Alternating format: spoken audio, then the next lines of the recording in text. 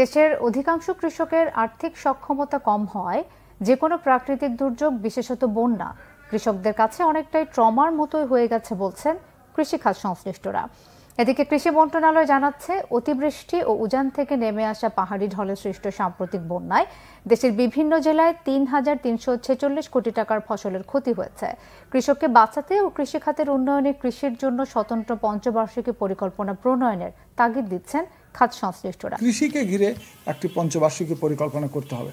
সেখানে রাষ্ট্র সংস্কারের যে কাজ হচ্ছে, সেখানে অনেক জায়গা রয়ে গেছে যেখানে আপনার পদ্ধতিগত বিধিবিধান, আইনের ত্রুটির কারণে এখানে কৃষক এটা পাচ্ছে না। জ্ঞান, মেধা, প্রজ্ঞা, দেশপ্রেম, আদর্শ, নীতি, নৈতিকতা যার আছে তাদেরকে নিয়ে দীর্ঘমেয়াদী কৃষির পরিকল্পনা নিতে হবে। তাহলেই আপনি এই কৃষি বেঁচে যাবে, দেশ বেঁচে যাবে। আমরা যদি উন্নত দেশের দিকে যাই, সবার আগে কৃষিকে নজর দিতে হবে। কৃষি অনুন্নত, দেশ উন্নত, এরকম নজির আপনি দেখাতে পারবেন না।